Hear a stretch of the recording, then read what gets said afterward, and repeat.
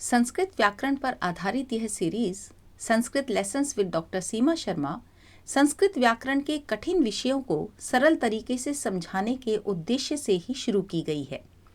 अपने 33 इयर्स की teaching experience से मैंने यही जाना है कि संस्कृत भाषा को यदि सही तरीके से समझाया जाए तो वह कठिन नहीं लगती, और इसी का प्रयास मैंने इस सीरीज में किया है।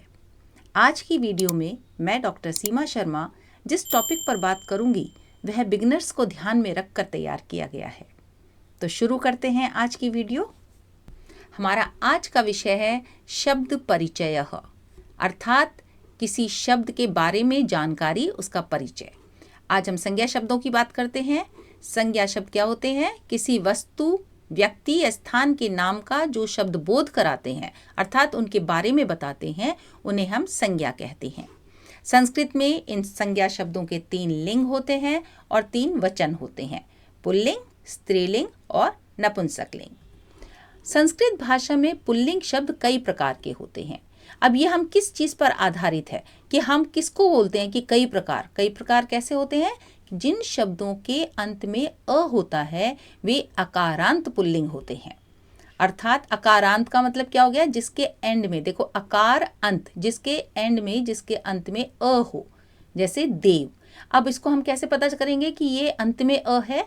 हमने आपको पिछली वीडियो में, जहां हमने वर्ण विचार और उच्चारण स्थान समझाया था, उस वीडियो में आपको वर्ण वियोजन और वर्ण संयोजन समझाए थे।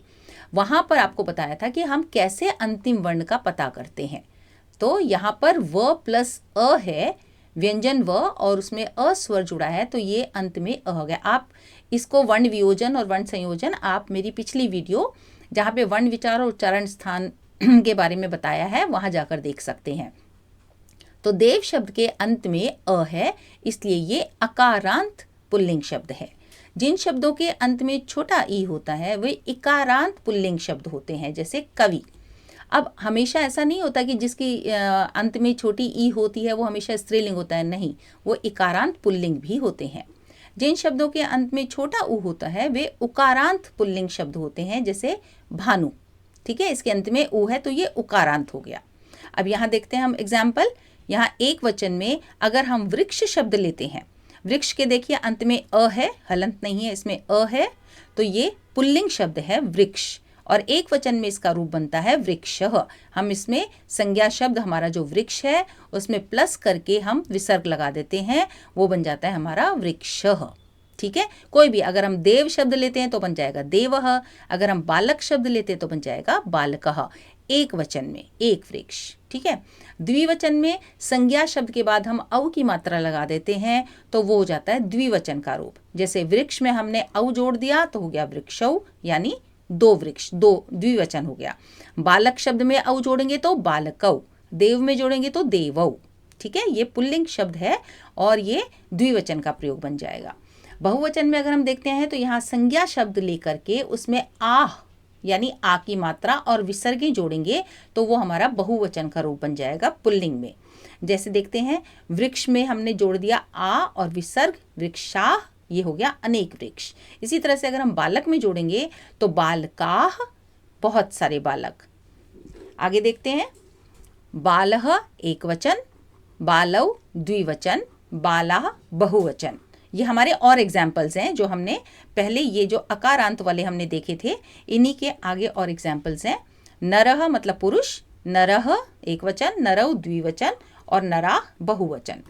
इसी तरह से संस्कृत भाषा में स्त्रीलिंग भी कई प्रकार से शब्द होते हैं। जैसे जिन शब्दों के अंत में आ होता है, आ की मात्रा जिसमें लग जाती है, वे आकारांत शब्द होते हैं। जैसे सीमा, यहाँ पर आ जो है वो अंत में लगा है, इसलिए ये आकारांत है। जिन शब्दों के अंत में छोटी ई होती है वो इकारांत होते हैं, जैसे मति शब्द, मति मतलब बुद्धि। जिन शब्दों के अंत में बड़ी ई होती है वो ईकारांत होते हैं, जैसे नदी। जिन शब्दों के अंत में ऊ होता है, बड़ा ऊ, तो उसे ऊकारांत कहा जाता है, जैसे वधु। ठीक है, अब इसके कुछ उदाहरण हम देखते हैं आकारांत के। अम्बा, अम्बे, अम्बा, ये आपको समझ में आ गया होगा, ये एक वचन है, ये द्विवचन है, ये बहुवचन है। घटिका मतलब घड़ी, घटिका एक वचन, घटिके द्विवचन और घटिका बहुवचन।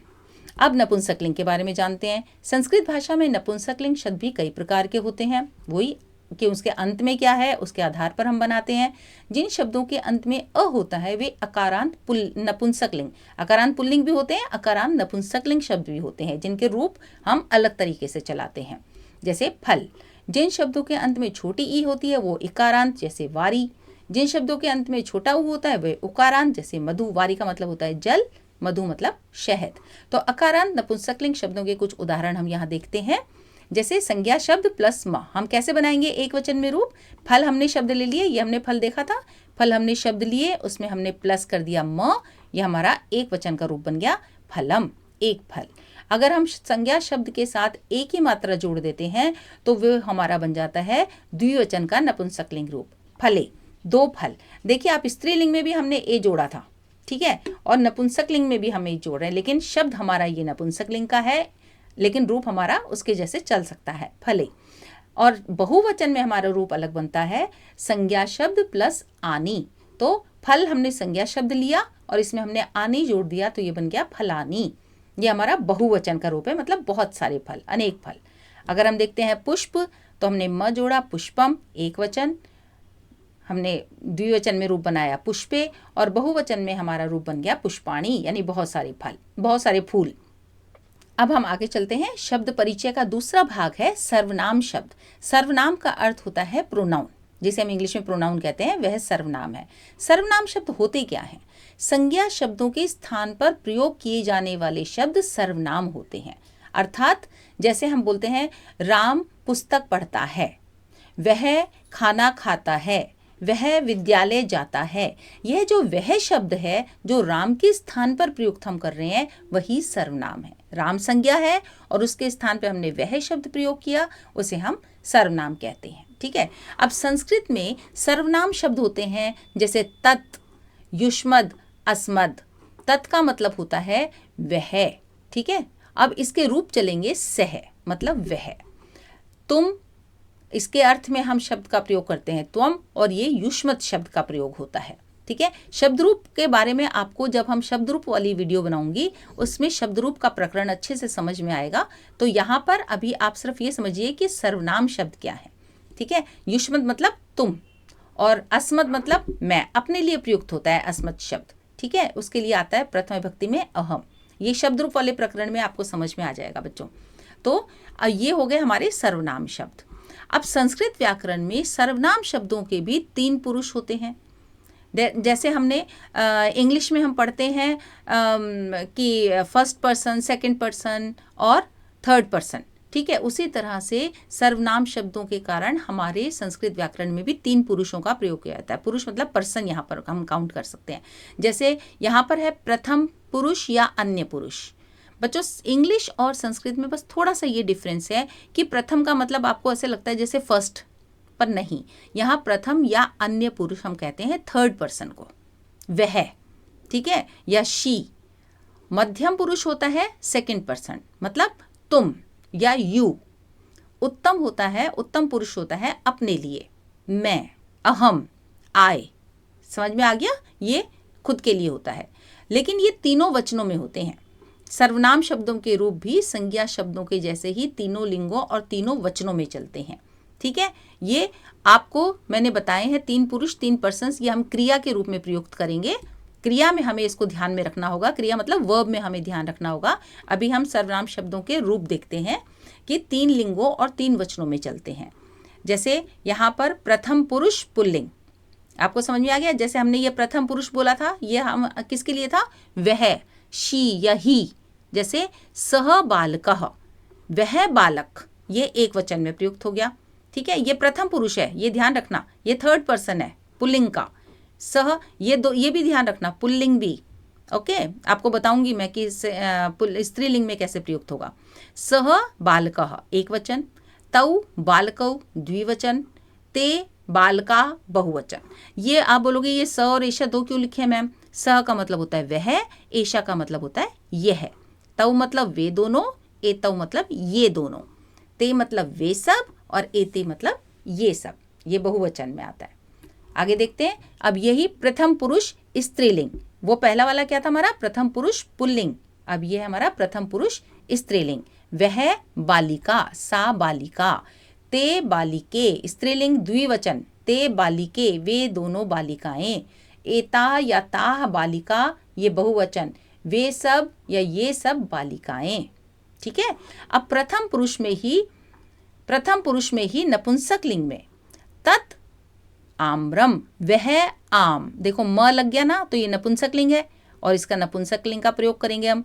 ठीक है। वह आम एक वचन में, ते या एते आम्रे द्विवचन में, दो आम वे दो आम, तानी या एतानी आम्राणी ये सब आम या वे सब आम, बहुवचन का प्रयोग हो गया। ये था हमारा प्रथम पुरुष नपुंसक लिंग।